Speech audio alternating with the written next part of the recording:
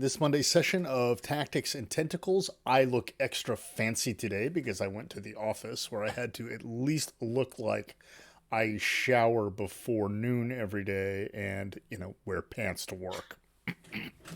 I am the Drungeon Master, the internet's favorite mildly inebriated game master for the past, I think we're up to over a century plus now.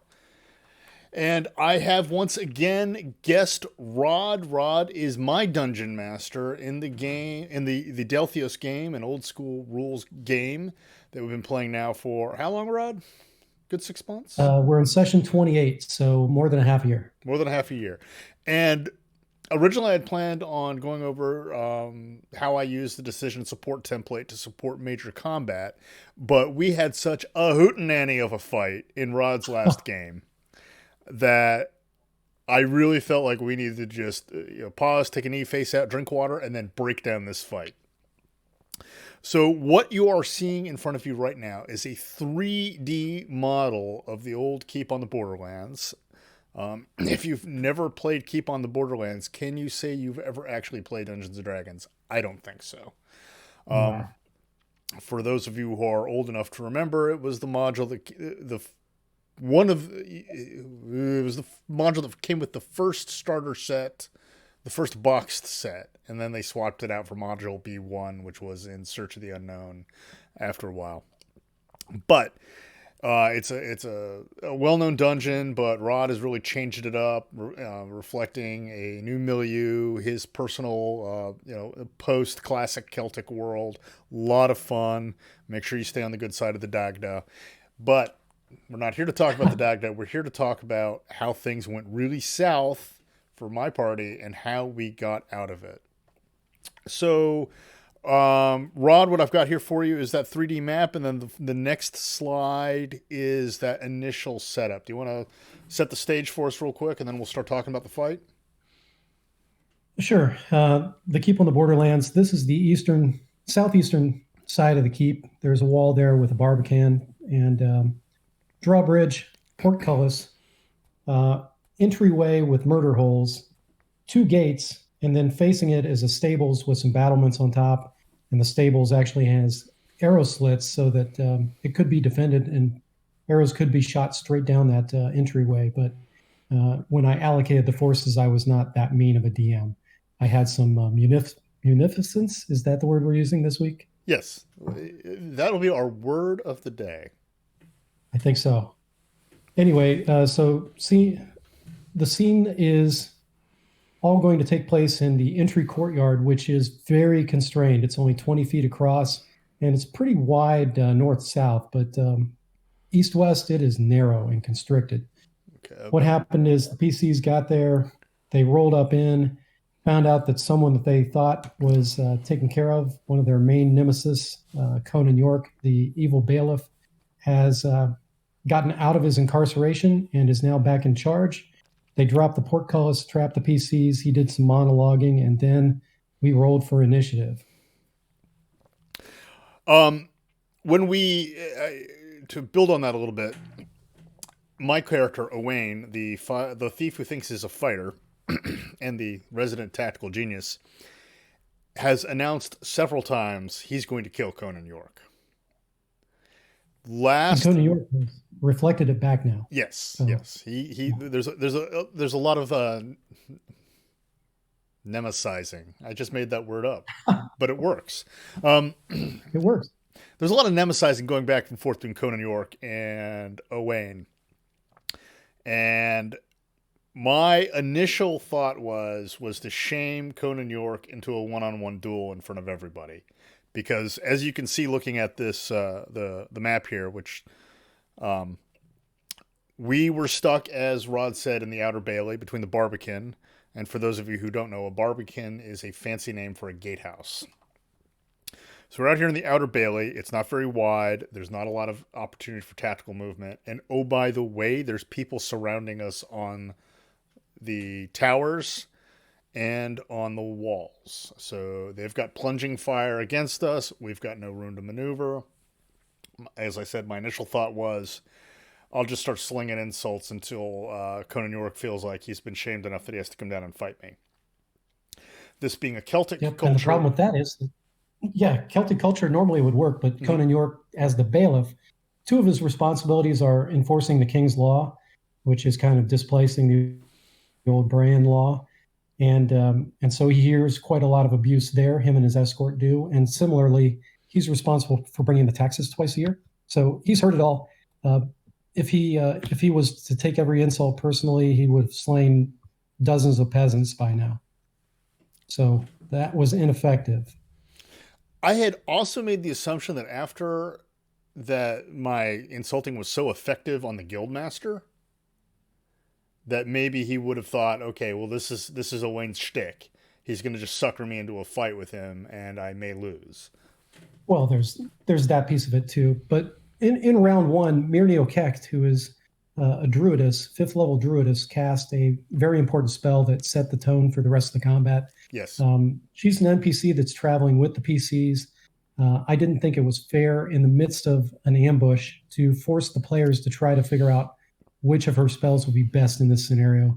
I just had her cast Obscuring Mist, which creates a 10-foot tall barrier that's centered on the druidess, and I think the radius, or I'm sorry, the diameter is 50 feet. And when I geeked out on this, I looked at the volume of mist that would have been produced, and I just filled an area to replicate that same volume. Well, that completely changed the tactical dynamic. That gave us not cover, as you were. It gave us concealment. Quick note: there's a difference between cover and concealment. Cover stops things. Concealment just hides things. That gave us concealment, which then gave us some degree of freedom of maneuver. Now, as those of you who've watched my previous episodes on ambush, what do you do when you're in a near ambush? You assault into it. You get out, no matter what, you get out of the kill zone because the kill zone is where you're going to die. Yeah, the So, problem with that though, XO, mhm. is there are three ways out of this kill zone, maybe four, but I'll let you go through your thinking on it. My thought process was threefold. One, we had to get out of the keep. If we stayed in the keep, we were getting captured. If we got captured, we were going to end up dying. Two, Conan York had to die. He was going down. Mm-hmm. But in order for us to get out of the keep, we needed to get the drawbridge and the portcullis lowered again. So, if you want to break it down, desired end state: Conan York dead, party riding out of or running out of the keep alive. Yep. Yep. And I think that was your only good option. Yeah. I mean, you could have tried all the doors in that courtyard area were going to be locked. As you found out, the gate, I'm sorry, the doors to the two towers on the gatehouse Mm-hmm. were locked, and we'll talk about that later. But Yeah. the doors to the stable were locked. You could have interacted with the stable boys through those open arrow slits and maybe got them to open them and got temporarily into a building that had no escape. Or you could run south and directly into a lot of crossbow fire. Yeah. So really, our best bet was to get into the towers to the east, start working on the portcullis and the drawbridge, while also working towards getting up to the top, which is what I ended up doing to get at Conan York, and then with Halflet doing it on the other side. Yeah, I will say I did not anticipate you guys getting that aggressive that you were going to go all the way to the top. But yeah, Well, we'll get there, but it worked out beautifully. So with this early map, this is the first screenshot. You can see that Owain is by the door. Owain initially just tried to open the door, realized it was locked, tried to pick the lock, couldn't pick the lock. Yep. Now, in old school rules, even I think Owain's 5th level now. He's still got a 0.1% chance of picking locks. But And if you fail on a particular lock, you have to wait to the next level to pick it again. Right. So I made the smart decision at that point, which was just climb the frickin' tower. And Owain, being a 5th level thief, has got an 85-90% chance of climb sheer surfaces and monkeyed right up the wall, which really helped. Um, Yeah, those towers are only 30 foot. You can barely see the note on that. 30-foot flanking towers, and I believe under old school rules, 100 feet per round is what's permissible. mhm. Now that's the old rules, but I ruled that he was up there within a round. Yeah. So the archers and crossbowmen started shooting plunging fire into the fog, and you made the decision that even though there's no particular rule in OSR regarding dense fog, that it would take a natural 20 to hit. Correct. And I got a lot of 19s. I got to tell you, you guys got lucky. Yeah, yeah. Well, it gets even better with luck. That thing with half lit almost upset the whole thing. Yeah, we'll So get to that. I took tactical command, as normally happens when we're in a fight like this. It's my inner squad leader coming out. And I yelled at Darren, who is our tank, to kick down the door while I went up the side of the tower. He was going to kick in the door to the south tower of the Barbican, so he could start raising the portcullis and lowering the drawbridge. And as I recall, I ordered the same thing for Thaldrum and Halflit, correct? Yeah, Thardrum and Halflit, I think, went to the north Yeah. tower to do the same thing.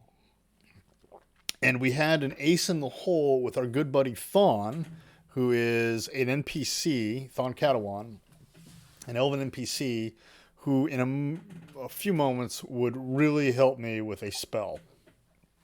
Mm-hmm. Does that wrap it up for this slide, do you think? This Yeah, screenshot? Okay. Let's take a look at the next one. So the next one doesn't show a huge amount of change. You can see me going up the wall here to get up to the top. It looks like here you were collapsing in the defense to try and bring more combat power to bear. Yeah, this I do with it's like the really small L-shaped slide. Yeah. Okay, yeah. Yeah, I tried to make logical groupings here to kind of show where the combats were. This is round 4, if I've got this slide right. And so, yeah, crossbowmen continue to shoot down into the combat area, but most of what's going on here is that Eloise Dubois has grabbed the mule. Mirny and her clerics have stacked up to get out. Thon Katawan and Darren still haven't got the portcullis and drawbridge taken care of yet. Right. But the situation on your tower has gotten better because of that spell you were alluding to just a moment ago. Yeah, Thon had a charm person spell in his hip pocket, and there were 2 escorts, well, the bailiff's personal escort on top of the south tower that I was just coming up on top of. Thon, in essence, provided covering fire for me by casting charm person on one of those 2 escorts and directing that escort to follow my orders. I ordered him, of course, to attack the other guy. Yep, that was a critical move, and that enabled you to actually get off of that tower. That's what that arrow by your character indicates. Well, if I recall correctly, I took a shot at I took a shot at Conan York. You're right. I've got the order wrong. I think that's the next slide coming up. Excellent. Oh, okay. Well, let's skip down to there. Yeah, I think that's it on this slide anyway. Or actually, it looks like I copied the same slide twice because, operator headspace and timing. Well, we'll just brief that part. What was going on here is Halflit and Thardrum, Halflit the half elf, no, he's a full elf, excuse me, and Thardrum's our dwarf, and Thardrum's like our other tank. Half elf is our deep thinker. So they were working their way up the north tower, doing much the same that I was. And they were responding to my tactical commands. And that was when Halflit basically shouted back to me that he had a sleep spell prepared. And that's when, even after I'd taken the shot at Conan York, my entire thought process changed. We can get a hostage, and we can get out of here alive. Yeah, and that was very important. Conan York did get an opportunity to exchange arrow fire with you and have a brief monologue too, which is always great. Oh yeah, I remember his line. I have your range now, Owain. Yeah, Yeah, fuck you, you dickhead. they rolled like a 4 or 7 or Yeah, something. yeah, it was bad. That was a crap roll. So I went down the stairs from the tower to help open the gate while Thardrum and Halflet went up and cast. They killed the 2 escorts and they cast sleep on Conan York. Yep, and And that's where Thardrum proper, the person who plays that character, joined us. He was a little bit late to the game, but mm-hmm. to his credit, he hopped right in, Yep. understood this massively confusing map, Oh yeah. and started being effective immediately. Oh yeah. He completely grasped the tactical significance of what was going on and how he fit into it. And at that point in time, Halflet's main purpose in life was to extract Conan York as a POW, if you will. Thardrum's main purpose became cover that extraction. The rest of us, Mm-hmm. including Thon Catalan, Darren, myself, our main purpose became get the damn gate open so we can get out of here. And I think at that Yep. stage, yeah, we're ready to go to the next slide, I believe. Yep, here we are. We got Yeah. the gate open. Halflet got wounded, and this is where it became very dicey. Well, he was wounded by crossbow fire, correct? There was still one escort still up there too, Mm-hmm. so I think he got stabbed. He was being shot by crossbow fire, but I think he got stabbed in the back of the leg. It must have been because he had Conan York over his shoulder. Yeah. And he was reduced. We thought at first he was reduced to zero hit points, and then we did a quick recalculation and determined he actually had 1 hit point left, which was a moment for me because at that point in time, my plan was okay. If Havlet's gone, Thardrum can't extract both. So Thardrum cut Conan York's head off, and then firemen carry Halflet out of there. But we didn't have to go that route. Yeah, I think we're on slide 5 now. So okay, yeah, I Yeah. grasp what's going on. Yeah, there was some assistance too from Darren Stonewall, the fighter. He got into the gate, he got into the gateway entryway, Mm-hmm. and he was actually helping lift the portcullis Yep. prior to it getting opened. And then at the same time, Thon was ratcheting on things. So Yeah. total team effort to get the portcullis up and get people through. Definitely, we had some problems too with the mule and that one NPC. Oh yeah. Well, we'll get to that in a second. But the Myrnio Kek and her 2 priest acolytes stepped into the breach at this point and started clearing the gate guards who were standing outside the gates with halberds, as I recall. Correct. And they started dealing with them immediately. Now the 2 acolytes were wearing plate mail, so fighting somebody with a halberd, not a big deal.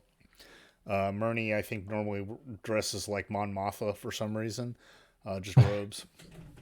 And that fight was going okay for them, not great. Until we got the gate all the way up, and Darren stepped out and was like, Hulk smash, and started just pushing the gate guards off of the ledge and then down off into the ravine around the keep.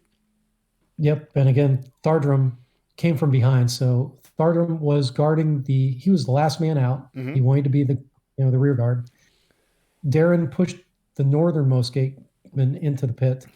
And then Thardrum came around and did the same thing for the southernmost gateman. So Okay. non-lethal injuries to both those gatemen. So there was, we'll get to the slide that has the tally, I'm sure.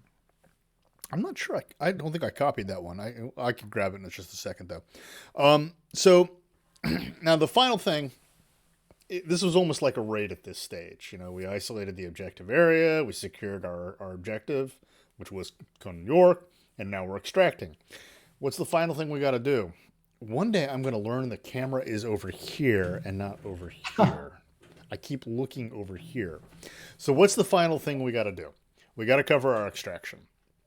So I told everybody, as you run over the drawbridge, you empty oil on it, thinking, okay, we're going to set it on fire after we leave, burn the drawbridge, which will help prevent any form of mounted pursuit. And then I got the bright idea of having Halflet use his final spell in just a minute. But that almost bit me in the butt because our DM, being sneaky and always wanting to punish players for good decisions,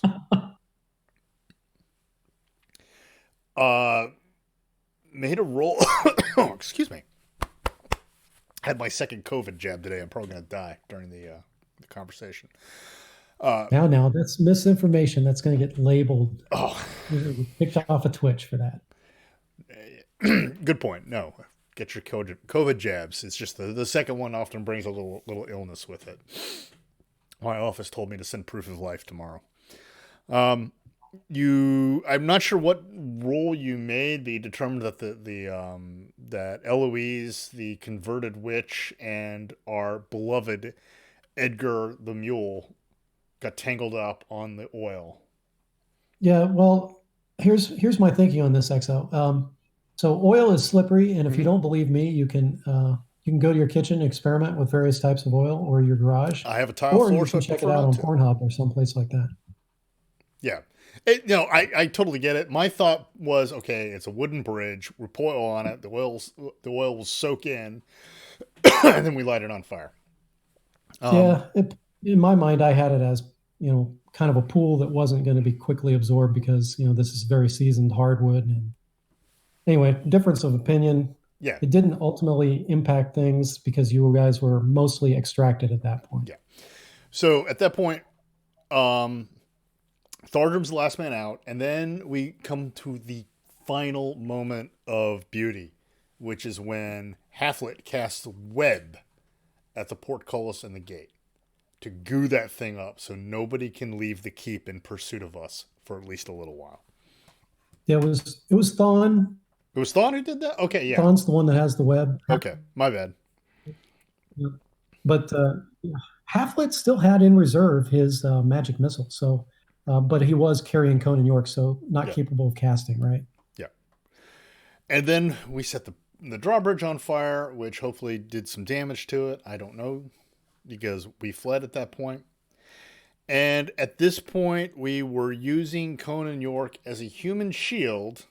Basically, hey, you shoot at us with that nice ballista down there, you're going to hit your buddy. And we got the hell out of there. And same thing with Mirnio Kekt. Even though she's now part of kind of an outlaw band by hanging out with you guys, she still has a great deal of respect amongst the people of the keep for being their essentially spiritual support for years. Mm-hmm. So yeah, they weren't going to take more shots. And that makes sense.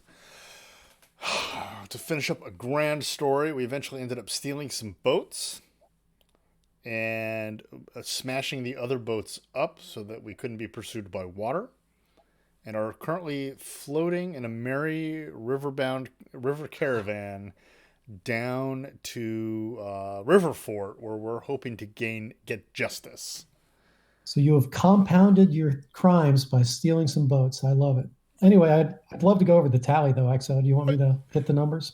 I've got it right here. Let me just so everybody can see my Discord stuff now. I'm gonna grab it right. Oops, where is it? I don't have it. You don't have it? I don't have I it. can resend it. Oh no, I do have it. My bad. I have it right here. Send it personal. I sent it Yeah, personally. yeah, Not my bad. in the group chat. Let me add it to the final slide of this deck, which is actually the same slide deck I keep using. I just add more to it every time. Oh, come on. There we go. No, that's not what I wanted, you sponge-headed.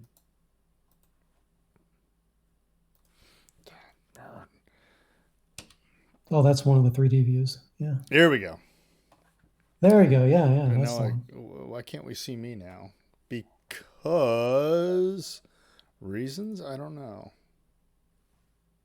Well, Oh, I know why. Because I did this. Okay. There we go.